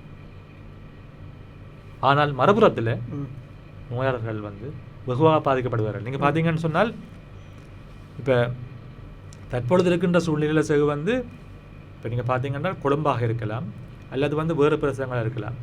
எல்லா பிரதேசங்களில் இருக்கிறவர்களுக்கும் வந்து கிட்டத்தட்ட சீரான சமமான சுகாதார சேவை இருக்கின்றது. நீங்கள் பார்த்தீங்கன்னு சொன்னால் ஒரு கிராமத்தில் இருக்கிற மக்களுக்கும் வந்து அங்கே இருக்கின்ற பிரதேச வைத்தியசாலை சென்றிருந்தது. அதன் பிற்பாடு அவர்கள் வந்து மாவட்ட வைத்தியசாலைக்கு அனுப்புவார்கள். மாவட்ட வைத்தியசாலையிலிருந்து மாவட்ட வைத்தியசாலையில் வந்து சில சேவைகளை செய்ய முடியாவிட்டால் வந்து போதனா வைத்தியசாலைக்கு அனுப்புவார்கள். அதன் தேசிய வைத்தியசாலைக்கு அனுப்புவார்கள். இப்போ ஒரு கிராமத்தில் இருக்கின்ற ஒரு பொதுமகன் ஒருவருக்கு வந்து சுகாதார சேவை வந்து சகல அளவிலேயும் வந்து சகல மட்டங்களிலேயும் வந்து கிடைக்கின்றது. அப்போ இந்த சுகாதார சேவை வந்து நாட்டிலே ஒரு கிராமத்தில் இருக்கின்ற பொதுமகனுக்கும் சமமாகவும் வினத்திறனாகவும் உரிய விதத்தில் கிடைக்கிறது என்று சொன்னால் அதுக்கு காரணம் இந்த இலவச சுகாதார சேவை. இந்த இலவச சுகாதார சேவை இல்லாட்டி நிச்சயமாக மக்கள், நாட்டில் இருக்கின்ற அரவாசி மக்கள் வந்து இந்த சுகாதார சேவையை பெறுவதற்கே வந்து மிகவும் துன்பப்பட வேண்டி வரும். இப்போ இப்போ நீங்கள் முன்னெடுக்கிற இந்த பணிப்புறக்கு எவ்வளோ காலத்துக்கு போகுது? அது அரசாங்கமும் இப்போ இன்னும் எதுவும் பற்றி பேசலை. அவங்க வந்து பாராளுமன்றத்தில் அமைச்சர் மட்டும் அன்றைக்கி பேசியிருந்தார், சொல்லியிருந்தார் பணிப்புறக்கணிப்பு செய்கிறது முட்டாள்தனமான வேலை, நாங்கள் பேச கூப்பிட்டோம் அப்படி இப்படி சில விஷயங்களை சொல்லியிருந்தார். இது எவ்வளோ காலத்துக்கு நீடிக்க போகுது டாக்டர்? அதாவது வந்து இப்போ எந்த ஒரு விடயத்திலையும் வந்து எதிர்த்தரப்பினர் வந்து அவர் தான் சொல்லுவது. இப்போ உதாரணத்துக்கு வந்து நீங்கள் பார்த்தீங்கன்னு சொன்னால் அதாவது குற்றம் செய்தவர்கள் கூட தங்களுடைய குற்றத்தை வந்து ஒப்புக்கொள்வது மிக மிக குறைவு. தாங்கள் குற்றம் செய்யவில்லை, தங்களுடைய வாதம் முன்வைப்பார்கள். அதே போன்று சுகாதார அமைச்சராக இருக்கலாம், அரசாங்கமாக இருக்கலாம், அவர்கள் வந்து எங்களுடைய தொழிற்சங்க நடவடிக்கை வந்து ஒரு அசாதாரணமாக தான் அவர்கள் பார்ப்பார்கள். அது வளமை தானே, அது வளமை. அதே போன்று எங்களுடைய பிரச்சனைக்கு தீர்வு தரவில்லை என்பதை வந்து நாங்கள் சுகாதார அமைச்சர் அரசாங்கத்தை வந்து நாங்கள் சாதாரணமாக தான் நாங்களும் பார்ப்போம். அது அப்படித்தான், இரண்டு பக்கம் உரிய கருத்துக்கள் இருக்கின்றன. ஆனால் நீங்கள் பார்த்தீங்கன்னு சொன்னால் தற்பொழுது ஆரம்பிக்கப்பட்டிருக்கின்ற எங்களுடைய தொழிற்சங்க நடவடிக்கை வந்து உரிய தீர்வுகளை வந்து சுகாதார அமைச்சர் முன்வைக்க வேண்டும். இப்போ நீங்கள் பார்த்தீங்கன்னா அவர்கள் ஒரு புறத்தில் வந்து அவர்களுக்கு ஏற்பட்டிருக்கின்ற அழுத்தம் வந்து வைத்தியர்களுடைய பிரச்சனையை தீர்க்க வேண்டும், அதே போன்று சுகாதாரத்தில் இருக்கிற குறைபாடுகளை தீர்க்க வேண்டும். ரெண்டு பிரச்சனை இருக்கின்றது. அப்போ இதை தீர்க்க வேண்டியது அவர்களுடைய பொறுப்பு. இப்போ அவர்கள் இந்த விடயத்தை வந்து தீர்க்கப்படாவிட்டால் நாங்கள் எங்களோட தொழிற்சங்கங்களை கொண்டு செல்வோம். இந்த தொழிற்சங்க நடவடிக்கைகளை வந்து மேற்கொண்டு செல்வது மட்டுமல்ல, நாங்கள் இதை எவ்வாறு தீவிரப்படுத்துவோம், எங்களோட தொழிற்சங்கங்களை எவ்வாறு தீவிரப்படுத்துவோம் என்ற கலந்துரையாடலை நாங்கள் நடத்துகின்றோம். எங்களுடைய மத்திய குழு கூட்டம் வந்து நாளை தினம் இருக்கின்றது. ஆகவே இந்த மத்திய குழு கூட்டத்திலே வந்து நாங்கள் எவ்வாறு எங்களுடைய தொழிற்சங்க நடவடிக்கைகளை மேற்கொண்டு செல்ல போகின்றோம், தீவிரப்படுத்த போகின்றோம் என்ற போன்ற விடயங்களை நாங்கள் கலந்துரையாடி அதன் பிற்பாடு நாங்கள் எங்களுடைய சங்கம் சார்பாக நாங்கள் அந்த தீர்மானத்தை எடுப்போம். இப்போது அப்போ நாங்கள் அந்த டாப்பிக்லேருந்து வரலாம். இப்போ நீங்கள் சில நேரம் இன்னும் இந்த வேலை நிறுத்தம் அப்படி இப்படி இறுக்கமாக வரலாம். அது வராமல் நடக்கணும்ன்றது எங்களுடைய பிரார்த்தனை. மக்களுடைய அவதிகள் வந்து நீங்கள் நியாயமான சில விஷயங்களை சொல்கிறீங்க, பிரச்சனை இல்லை. அது அரசாங்கம் தெரிந்து கொள்ளணும். இந்த மாதிரியான சேவைகளை வழங்குகிற நேரம் உங்களுக்கான சரியான தேவைகளை பூர்த்தி செய்யணும், மக்களுக்கு தேவையான விஷயங்களை சொல்லணும். இப்போது நாட்டில் மருந்து தட்டுப்பாடு, இதையும் நாங்கள் கேட்டுகிட்டே போயிடலாம் நிகழ்ச்சி நிறைவு செய்கிறேன். மருந்து தட்டுப்பாடு அப்படின்னு சொல்கிற ஒரு விஷயம் பேசப்படுது. உண்மையிலுமே இலங்கையில் எத்தனை வகையான மருந்துகள் தட்டுப்பாடு இருக்குது இப்போதைக்கு? அதாவது வந்து இந்த மருந்து தட்டுப்பாடு எனப்படும் பொழுது வந்து அது வந்து காலத்துக்கு காலம் மாறுபடும் சொல்லுவாங்க. It's dynamic. இப்போ நீங்கள் பார்த்தீங்கன்னு சொன்னால் வைத்தியசாலைகளில் வந்து இருக்கின்ற வைத்தியசாலை பணிப்பாளர் ஒவ்வொரு நாளும் காலை 8 மணியில் வந்து அவர் சகல விடுதிகளுக்கும் சகல சிகிச்சை நிலையங்களுக்கு கிளினிக்ஸுக்கும் வந்து அந்த வைத்தியசாலையில் இன்றைக்கு இல்லாத மருந்து என்னென்னு சொல்லி அனுப்ப வேணும். என்னடா அப்போ தான் வைத்தியர்களுக்கு தெரியும் இந்த மருந்து இல்லை, அதை நாங்கள் பிரசுரிக்க இயலாதுன்னு சொல்லி. அப்போ இந்த மருந்துகளுடைய தட்டுப்பாடு வந்து காலத்துக்கு காலம் மாறுபடும். நீங்கள் பார்த்தீங்கன்னு சொன்னால் அது வந்து உயிர் காக்கும் மருந்துகளாக இருக்கலாம், அல்லது அத்தியாவசியமான மருந்துகளாக இருக்கலாம், அல்லது அத்தியாவசியமற்ற மருந்துகளாக இருக்கலாம். அதாவது எசென்ஷியல், நான் எசென்ஷியல் அண்ட் லைஃப் சேவிங்.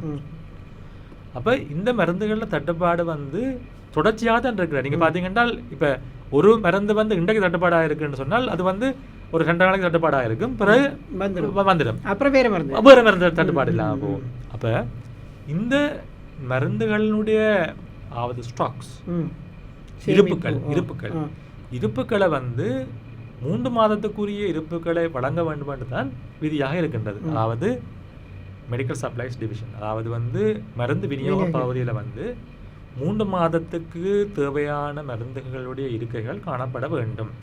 அப்படி அது இந்த 3 மாதத்தை விட வந்து குறையுது என்று சொன்னால் அவர்கள் உடனடியாக விலைமனக்குரலை தயாரித்து விலைமனக்குரலை ஏற்படுத்தி வந்து அதற்குள் அந்த மருந்துகளை கொள்வனவு செய்ய வேண்டும். அப்போ இது வந்து பிரதானமாக வந்து இந்த மருந்துகளை கொள்வனவு செய்வது, மருந்துகளை சேமிப்பு செய்வது, மருந்துகளை விநியோகிப்பது, இவ்வாறான பிரச்சனைகளினால் இந்த மருந்து தட்டுப்பாடு ஏற்படுகின்றது. இப்போ நாங்கள் வந்து முற்றுமுழுதாக குற்றம் சாட்டவில்லை, வந்து அரசாங்கம் இந்த மருந்துகளை கொள்வனவு செய்வதற்கு எந்த நடவடிக்கை எடுக்கவில்லை சொல்லலை. ஆனால் இந்த கொள்வனவு செய்வதிலே, சேமிப்பதிலே, அதே போன்று வைத்தியசாலைக்கு விநியோகிப்பதிலே வந்து பாரிய குறைபாடுகள் காணப்படுகின்றன. அப்போ இவையாவும் நிவர்த்தி செய்யப்பட வேண்டும். இப்போ ஏன் அந்த கேள்வி கேட்குறேன்னு சொன்னால், இப்போ நீங்கள் உங்களுடைய 5 அம்ச கோரிக்கைகள் இருக்கு இல்லையா, இப்போ நீங்கள் வெளியில் மருந்து எடுக்கிறதுக்கு சிட் கொடுக்க மாட்டோன்றீங்களா? அப்போ நம்மளுக்கு தட்டுப்பாடு இருந்ததுனால தான் நீங்கள் இருந்த மருந்து கொடுத்துருவீங்க தானே? கட்டாயம். அதான் சொல்கிறேன். அதுதான் நான் என்னுடைய கேள்வி அதுவாக இருந்தது. கட்டாயம். அப்போ இந்த மருந்துகள் வந்து நாளாந்தம் ஒவ்வொரு மருந்து, நான் உங்களுக்கு என்ன மருந்துன்னு சொல்லிடலாம். இன்றைக்கு இருக்கிற மருந்து நாளைக்கு இல்லாமல் போகலாம், அதே போல் இன்றைக்கு இல்லாத மருந்து நாளைக்கு வரலாம், நேற்று இல்லாத மருந்து இன்றைக்கு இருக்கும், நேற்று இல்லாத மருந்து இன்றைக்கு இருக்கலாம். அப்போ இவ்வாறு மருந்துகள் தட்டுப்பாடு வந்து எந்தெந்த மருந்துன்ற நாளுக்கு நாள் வேறுபடும். அப்போ இந்த 3 மாதத்துக்கு வந்து இருக்க வேண்டிய மருந்துகளுடைய இருக்கையை சுகாதார அமைச்சு உறுதிப்படுத்தும் என்று சொன்னால் மக்களுக்கு வந்து நாங்கள் இந்த மருந்துகளை வந்து கொடுக்குறதுல எந்த பிரச்சனையும் இல்லை. நாங்கள் மக்களை பசுவதை அவர்களுக்கு தகுந்த மருந்து வந்து நாங்கள் அதை கொடுத்து விடுறது.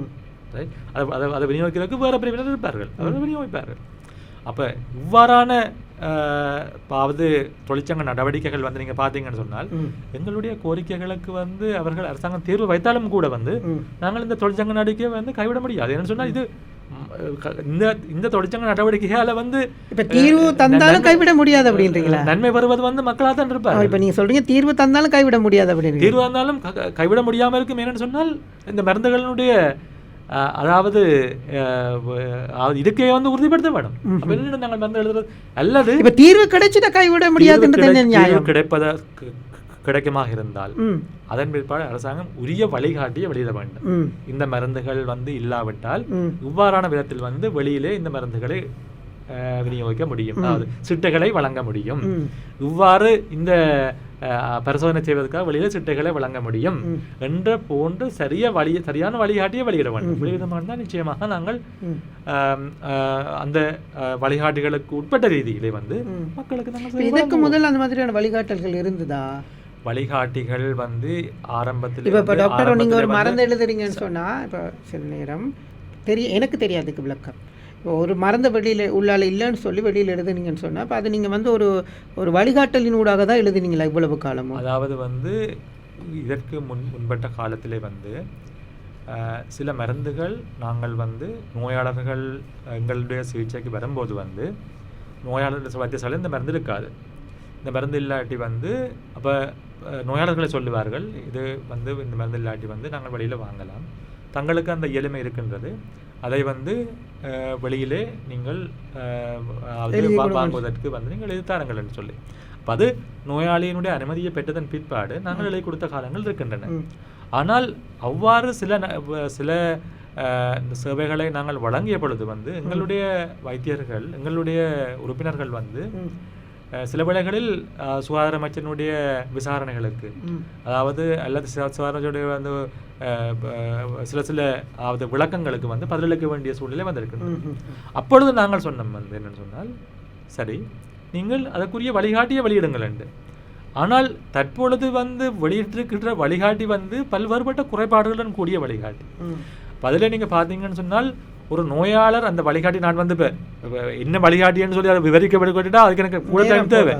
உதாரணமாக சுருக்கமாக சொன்னால் அந்த வழிகாட்டியை பெற்றதன் பிற்பாடு வந்து அந்த வழிகாட்டியினூடாக வந்து நோயாளர் மருந்தை பெற வேண்டுமாக இருந்தால் காலம் 8 மணிக்கு வர்ற நோயாளர் வந்து எல்லாருடைய அதாவது அனுமதியும் பெற்றுக்கொண்டு வந்து அவர் வீட்டை போகலாம் வந்து பின்னேரம் 2 மணி 3 மணி ஆகும். இப்போ இந்த இதுக்கு முதல்ல நீங்கள் எழுதி கொடுத்தீங்க, அதுக்கு பிறகு இந்த அரசாங்கம் இந்த சிக்கலை கொண்டு வந்ததுனால தான் நீங்கள் இப்படி கோரிக்கை முன்னுக்கு வச்சுருக்கீங்க. நிச்சயமாக அதான் வருது. அதாவது அரசாங்கம் சில பிரச்சனைகளை சுகாதார அமைச்சு சில பிரச்சனைகளை வந்து உருவாக்கியதன் காரணத்தாக வந்து அந்த வழிகாட்டியை வந்து நாங்கள் சரியான வழிகாட்டியை வெளியிடுங்கள் என்ற கோரிக்கையை வந்து விடுத்தது. ஆனால் அவர்கள் வழிகாட்டியை வெளியிட்டிருந்தார்கள். அந்த வழிகாட்டியில் வந்து பல்வேறுபட்ட குறைபாடுகள் இருக்கின்ற இது சம்பந்தமாக அரசு மருத்துவ சங்கம் எங்களுடைய எதிர்ப்பை நாங்கள் வெளியிட்டிருக்கின்றோம். இவ்வாறான விடயங்கள் உள்ளடக்கப்பட வேண்டும், இவ்வாறு வந்து இந்த சில விடயங்களை வந்து கையாள வேண்டும் என்று நாங்கள் ஏற்கனவே நாங்கள் ஒத்துக்கின்றோம். இப்போ நாங்கள் வந்து வந்து இப்போ மக்கள் ஒன்றை விளங்கிக் கொள்ள வேண்டும். நாங்கள் வந்து தனியே குறை கூறுகின்ற சங்கம் அல்ல. இந்த குறைகள் எவ்வாறு நிவர்த்தி செய்யப்பட வேண்டும், இந்த பிரச்சனை எவ்வாறு நிவர்த்தி செய்யப்பட வேண்டும் என்ற முன்வழிவை நாங்கள் வழங்குவோம். அப்ப அரச மருத்துவ அதிகாரிகள் சங்கத்துக்கு எந்த அதிகாரமும் இல்லை. அதிகாரம் இருக்கிறது வந்து சுகாதார அமைச்சுக்கு. இப்போ சுகாதார அமைச்சினூடாகத்தான் சகல அதிகாரங்களும் வழங்கப்பட்டு வைத்தியர்கள் அல்லது சுகாதாரத்துறையினர் சேவை செய்வதற்கு சரியான வழிகாட்டிகள், சரியான அதாவது கோட்பாடுகள் உருவாக்கப்பட வேண்டும். நன்றி டாக்டர். எங்களுடைய நேரம் போய்கொண்டிருக்கிறது. நாங்கள் உண்மையிலுமே சில விடயங்கள் மக்களுக்கு தெளிவுபடுத்த வேண்டிய சூழ்நிலை இருந்தது. மக்கள் சுமத்துகின்ற குற்றச்சாட்டுகள், அதே மாதிரி நாங்கள் மக்கள் பக்கமும் சிந்திக்க வேண்டிய ஒரு சூழ்நிலை இருக்கிறது. அதற்காகத்தான் சில கேள்விகள் அவர் வந்தது. டாக்டர், உங்களுடைய கோரிக்கைகள் விரைவில் நிறைவேற வேண்டும், மக்கள் பக்கமும் நீங்களும் சிந்திக்க வேண்டும் என்கின்ற வேண்டுகோளையும் எடுத்துக்கொண்டு இன்றைய நிகழ்ச்சியில் கலந்து கொண்டமைக்கு மகுடம் டிவி சார்பாகவும் எங்களுடைய சதுரங்கம் நிகழ்ச்சி சார்பாகவும் நன்றிகளை தெரிவித்துக் கொள்கிறோம். நல்ல ஒரு பயனுள்ள நிகழ்ச்சியாக இருந்தது இன்றைய இந்த சதுரங்கம் நிகழ்ச்சி. நன்றிகளை தெரிவித்துக் கொள்கிறோம். நிச்சயமாக செய்கு. அதே போன்று இந்த நிகழ்ச்சியை ஒழுங்கம் செய்வதற்கு உங்களுக்கும் மகுடம் டிவிக்கும் எனது நன்றியை தெரிவிப்பதோடு மக்களுக்கும் நாங்கள் தொடர்ச்சியாக இப்போ நீங்கள் பார்த்தீங்கன்னு சொன்னால் இந்த ஊடக பேச்சாளர் என்ற ரீதியிலே வந்து அதாவது அனர்த்தம் ஏற்பட்ட பொழுது, அதே போன்று இந்த நாட்டிலே பெருந்தொற்று ஏற்பட்ட பொழுது இரவு பகலாக உங்களுக்கு தெரியும், நான் சில வேளைகளில் வீடு சொல்லும் பொழுது இரவு 2 மணி 3 மணி கூட சென்றிருக்கின்றது.